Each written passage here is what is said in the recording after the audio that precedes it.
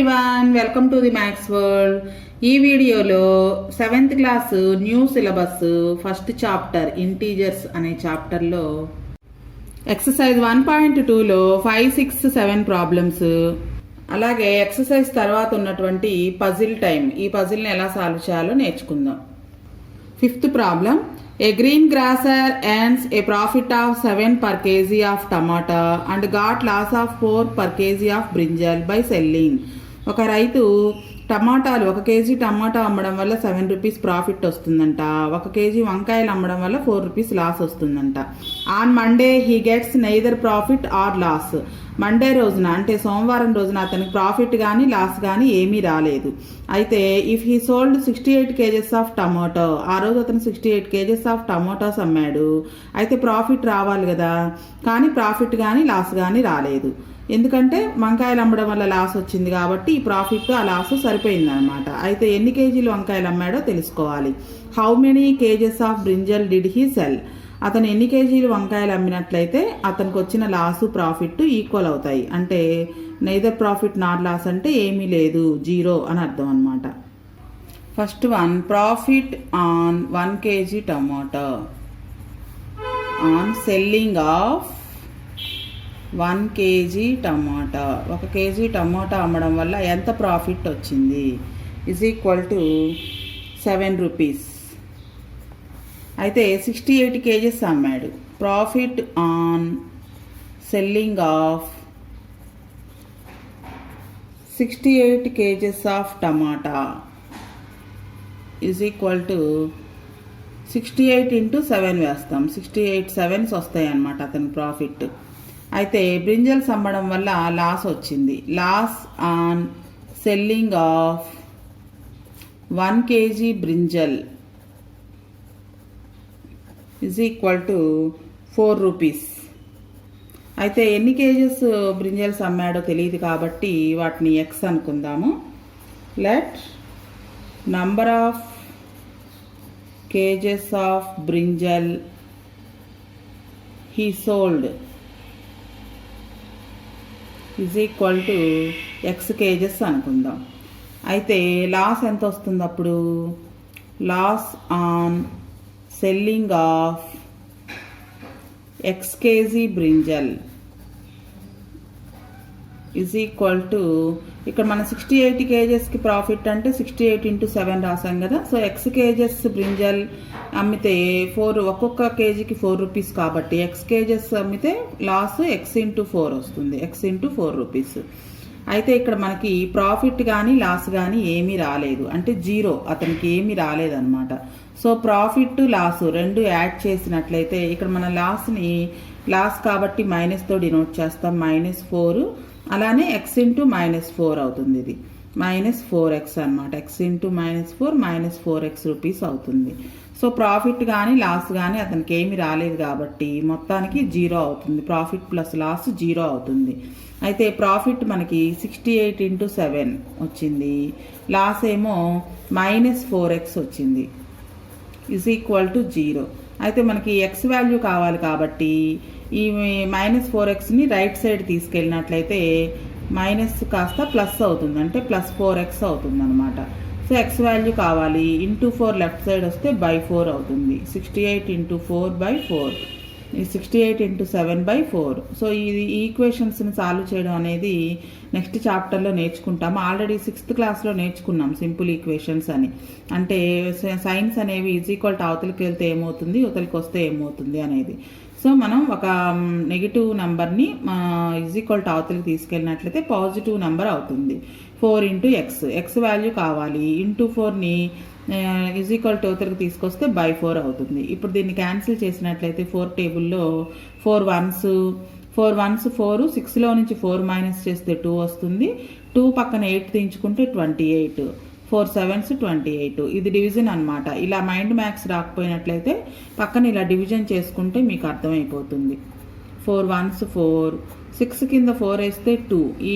ఈ క్యాలిక్యులేషన్ అనేది మైండ్లో చేసుకోవాలి. Next 8 దించుకోవడం, 4 sevens 28. ఇక్కడ ఈ ఆన్సర్ మాత్రమే వేస్తాము. 17 sevens 119 అవుతుంది. సో ఇది ఎక్స్ వాల్యూ అనమాట. ఎక్స్ ఇక్కడే ఉంటుంది కదా, ఇది X value 17 7s 119. So X is equal to 119 వచ్చింది. ఎక్స్ అంటే మనం number of kgs of brinjal అనుకున్నాం కదా. So number of kgs of brinjal he sold is equal to brinjal he sold is equal to 119 kgs. So అతను ఆ Monday రోజు 190 kgs brinjals అమ్మడం వల్ల వచ్చిన లాసు, 68 kgs టమాటోస్ అమ్మడం వల్ల వచ్చినటువంటి ప్రాఫిట్ రెండు ఈక్వల్ అయిపోయి అతని ప్రాఫిట్ కానీ లాస్ కానీ ఏమీ రాలేదన్నమాట. Next 6th question. In a test, each correct answer carry +3 marks and incorrect answer -1 mark. Sona attempted all the questions and scored +20 marks, though she got 10 correct answers. మొత్తం ఒక correct క్వశ్చన్కి 3 marks ఇస్తారంట. ఒక question wrong కనుక అయితే వచ్చిన మార్క్స్లో నుంచి ఒక క్వశ్చన్కి 1 మార్క్ తగ్గిస్తారు. అయితే సోనా ఎగ్జామ్లో ఇచ్చినటువంటి అన్ని క్వశ్చన్స్ అటెంప్ట్ చేసింది, తనకి 20 మార్క్స్ వచ్చాయి. అయితే ఆ క్వశ్చన్స్ అన్నిట్లో 10 మాత్రమే కరెక్ట్ అనమాట. ఇప్పుడు మనం కనుక్కోవాల్సింది ఏంటంటే how many incorrect answers did she attempt.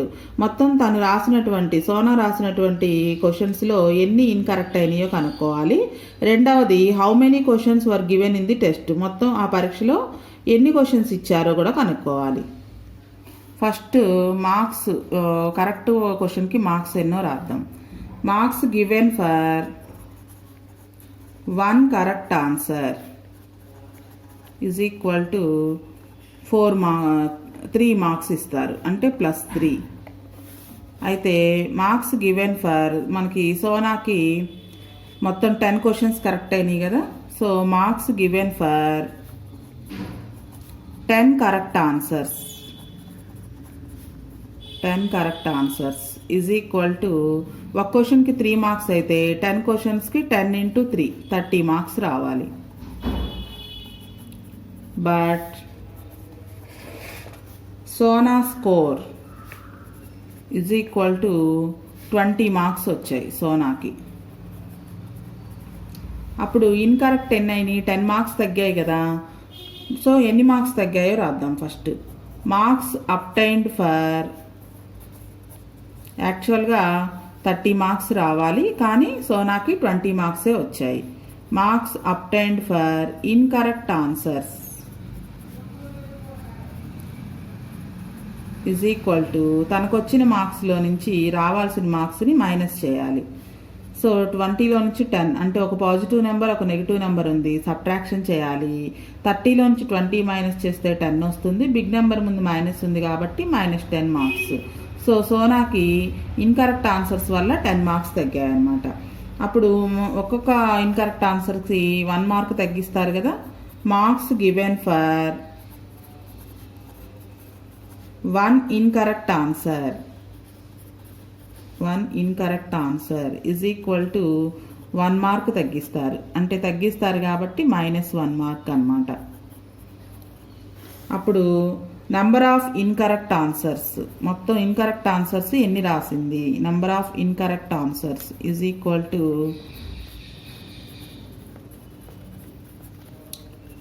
-10 marks తగ్గాయి. ఒక్కొక్క దానికి 1 మార్క్ తగ్గిస్తారు కాబట్టి -10ని -1తో డివిజన్ చేయాలి. -10/-1, మైనస్ క్యాన్సిల్, 1 10s 10, 10/1 అంటే 10. So number of incorrect answers 10 questions wrong రాసింది అనమాట సోనా. 10 క్వశ్చన్స్ కరెక్ట్ రాసింది, 10 క్వశ్చన్స్ రాంగ్ రాసింది. సో ఫస్ట్ క్వశ్చన్ ఆన్సర్ వచ్చేసింది, నెంబర్ ఆఫ్ ఇన్కరెక్ట్ ఆన్సర్స్ అనేది. Next second questions, total number of questions అడిగాడు. మొత్తం టెస్ట్లో ఎన్ని క్వశ్చన్స్ ఇచ్చారు. Total number of questions is equal to number of correct answers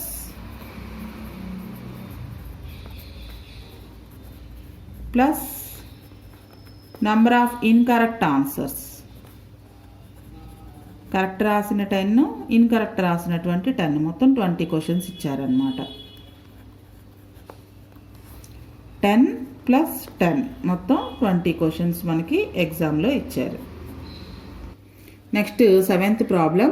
Write 5 pairs of integers a, b such that a divided by b is equal to -4. Example కూడా ఇచ్చారు. ఇట్లా pair లాగా రాయాలంట. ఈ పెయిర్లో ఉన్నటువంటి 2 నెంబర్స్ని డివిజన్ చేసినట్లయితే ఆన్సర్ -4 రావాలి. ఇలా వచ్చేటట్లుగా 5 పెయిర్స్ రాయండి అన్నారు. ఫస్ట్ ఆఫ్ ఆల్ మనకి ఇచ్చిన పెయిర్ రాసుకుందాము. 12 - 3. సో వీటిని డివైడ్ చేస్తే 12 డివైడెడ్ బై -3, 3 4s are 12, ఒక నెంబర్కి మైనస్ ఉంది కాబట్టి -4. ఇంకా ఇటువంటి 5 పెయిర్స్ రాయండి అన్నారు. సో ఈ పెయిర్స్ ఈజీగా రాయాలి అంటే మనకు ఆన్సర్ 4 రావాలి కాబట్టి 4 టేబుల్ వేసుకుందాము. 4 2s 8, 4 3s 12, 4 4s are 16, 4 5s 20, 4 6s are 24, 4 7s 28, 4 8s are 32, 4 9s 40, 36, 4 10s 40. ఇప్పుడు మనకు చూడండి, ఇది మనం చేసింది. అంటే ఈ 2 నెంబర్స్ ఇచ్చాడు, ఆన్సర్ ఇది వచ్చింది. సో మనం ఈ 2 నెంబర్స్ని తీసుకుని పెయిర్గా రాసినట్లయితే ఎన్ని పెయిర్స్ అయినా రాసుకోవచ్చు. చూడండి 25 ఈ 2 పెయిర్గా తీసుకున్నట్లయితే ఏ నెంబర్కి మైనస్ ఉన్నా ఆన్సర్లో మైనస్ వస్తుంది. ఒక నెంబర్కి మైనస్ ఉన్నా -20 divided by 5 is equal to 5 4s are 20. ఒక నెంబర్కి మైనస్ ఉంది కాబట్టి -4 వస్తుంది. అలాగే ఇంకొక పేరు 32 8 అనేది తీసుకున్నట్లయితే 8కి మైనస్ పెడదాం ఈసారి. 32 డివైడెడ్ బై -8, 8 4s are 32. ఒక నెంబర్కి మైనస్ ఉంది కాబట్టి -4. అలాగే ఈసారి 28 7 తీసుకుందాం. 28 7. ఈ రెండిట్లో 7కి మైనస్ ఉంచినట్లయితే 28 డివైడెడ్ బై -7, 7 4s are 24. ఒక నెంబర్కి మైనస్ ఉంది కాబట్టి -4 అవుతుంది. అలాగే 40 10, 40 డివైడెడ్ బై 10, -40 పెడదాం. -40 divided by 10. So 10 4s are 40. ఒక నెంబర్కి మైనస్ ఉంది కాబట్టి -40. ఇటువంటివి ఎన్ని పెయిర్స్ అయినా రాయొచ్చు. 8 2 తీసుకున్నట్లయితే 2కి మైనస్ పెడదాము. 8 divided by -2 is equal to 2 4s are 8 వస్తుంది. ఒక నెంబర్కి డివైడ్ చేసే నెంబర్స్లో ఒక నెంబర్కి మైనస్ ఉంది కాబట్టి -4. సో ఇవన్నమాట 5 పెయిర్స్. ఇట్లా ఎన్ని పెయిర్స్ అయినా రాసుకోవచ్చు. ఈ 4 టేబుల్ కనుక రాసుకున్నట్లయితే మనకి ఇటు 4 అనే కాదు, ఇట్లాంటి ప్రాబ్లమ్స్ ఏవి ఇచ్చినా కానీ మనకు ఆన్సర్ ఎంత రావాలో ఆ టేబుల్ రాసుకుని ఆ టేబుల్లో ఈ 4 కాకుండా మిగిలినవి ఈ పెయిర్గా రాసినట్లయితే కనుక పెయిర్స్ ఎన్నైనా రాయొచ్చు. చూడండి, మనకి ఎక్సర్సైజ్ కింద ఒక పజిల్ కూడా ఇచ్చారు. ఈ పజిల్లో డివిజన్స్, మల్టిప్లికేషన్స్, ఎడిషన్స్, సబ్ట్రాక్షన్స్ అన్నీ ఉన్నాయి. సో చూసుకుంటూ సింబల్స్ చూసుకుంటూ జాగ్రత్తగా చేయాలి. 15 డివైడెడ్ బై 3, 15ని 3తో డివైడ్ చేస్తే 5 వస్తుంది. 3 5s 15 కాబట్టి ఈ డివైడ్ చేసే 2 నెంబర్స్లో ఒక నెంబర్కి మైనస్ ఉంది. సో -5 వస్తుంది. ఇప్పుడు ఈ -5ని -2ని మల్టిప్లికేషన్ చేయాలి. 5 2s 10, మైనస్ ఇంటూ మైనస్ +10 అవుతుంది. నెక్స్ట్ ఈ 10లో నుంచి 20 మైనస్ చేయాలంట. సో స్మాల్ నెంబర్లో నుంచి బిగ్ నెంబర్ మైనస్ చేసినప్పుడు మైనస్ వస్తుంది. 20లో నుంచి 10 మైనస్ చేస్తే 10. నెక్స్ట్ ఈ 10కి 4 యాడ్ చేయాలి. ఒక పాజిటివ్ నెంబర్ ఒక నెగిటివ్ నెంబర్ అయితే సబ్ట్రాక్షన్ చేయాలి. 10లో నుంచి 4 మైనస్ చేస్తే 6 వస్తుంది. బిగ్ నెంబర్కి ముందు మైనస్ ఉంది కాబట్టి -6. ఇప్పుడు ఈ -6 డివైడెడ్ బై -2. సో 2 నెంబర్స్కి మైనస్ ఉంది కాబట్టి మైనస్ క్యాన్సిల్ అవుతుంది. 2 3s 6 వస్తుంది. డివైడ్ చేసే 2 నెంబర్స్కి మైనస్ ఉంది. సో మైనస్ క్యాన్సిల్ అవుతుంది. జాగ్రత్తగా చూసుకోవాలి. 2 3s are 6. ఈ 3లో నుంచి 5 మైనస్ చేయాలి. స్మాల్ నెంబర్ నుంచి బిగ్ నెంబర్ మైనస్ చేస్తున్నాం కాబట్టి మైనస్ వస్తుంది. 5లో నుంచి 3 మైనస్ చేస్తే 2. నెక్స్ట్ -2 ఇంటూ 4, 2 4s are 8 వస్తుంది. ఒక నెంబర్కి మైనస్ ఉంది కాబట్టి మల్టిప్లికేషన్ చేసే నెంబర్స్లో -8 వస్తుంది. -8 డివైడెడ్ బై -4. సో డివిజన్ చేసే 2 నెంబర్స్కి మైనస్ ఉంది. Minus cancel. 4 1s 4 2s. Answer is 2 అనమాట. సో ఇవి మనకి డివిజన్స్ మల్టిప్లికేషన్స్ అన్నీ వచ్చు, కానీ ఈ సింబల్స్ చూసుకుని జాగ్రత్తగా చేయాలి పజిల్ అనేది. అలాగే ఇక్కడ మనకి పక్కన డూ యూ నో అని 2 సింబల్స్ గురించి ఇవి మనకి కొత్తగా 7th క్లాస్లో వచ్చాయన్నమాట. ఈ సింబల్స్ ఏంటంటే సి లాగా రాసి మధ్యలో ఇలా గీసినట్లయితే దాన్ని బిలాంగ్స్ టు అంటాము. ఇది బిలాంగ్స్ టు అంటే చెందినది అని అర్థం తెలుగులో మీనింగ్. ఒకవేళ బిలాంగ్స్ టు చెందకపోతే గనక ఆ సెట్లో లేకపోతే దాన్ని డస్ నాట్ బిలాంగ్స్ టు అంటాం. అంటే బిలాంగ్స్ టు రాసి ఇలా కొట్టేసినట్లుగా రాసినట్లయితే దాన్ని డస్ నాట్ బిలాంగ్స్ టు అంటాం. ఈ సింబల్స్ ఎక్కడ యూజ్ చేస్తామో చూద్దాము. These symbols are used to indicate whether the given element belongs to the given collection or not. మనకి already natural numbers, whole numbers అవి చెప్పుకున్నాం కదా. హోల్ నెంబర్స్లో 0 ఉంటుంది. So 0 belongs to W. W అంటే హోల్ నెంబర్స్ని డబ్ల్యూ అనే లెటర్తో డినోట్ చేస్తాము. 0 న్యాచురల్ నెంబర్స్లో ఉండదు అని చెప్పడానికి ఈ సింబల్స్ యూజ్ చేస్తామన్నమాట. Does not belongs to 0, does not belongs to N అంటే natural numbers. So -3 belongs to Z అంటే ఇంటీజర్స్లో నెగిటివ్ నెంబర్స్ ఉంటాయి కాబట్టి -3 అనేది నెగిటివ్ నెంబర్, ఇంటీజర్స్లో ఉంటుంది కాబట్టి బిలాంగ్స్ టు అని ఉందన్నమాట. సో బిలాంగ్స్ టు అంటే చెందినది అని, డస్ నాట్ బిలాంగ్స్ టు అంటే లేదు, చెందలేదు అని అర్థం. ఈ 2 సింబల్స్ని మనం నెక్స్ట్ క్లాసుల్లో కూడా యూజ్ చేసుకుంటాము.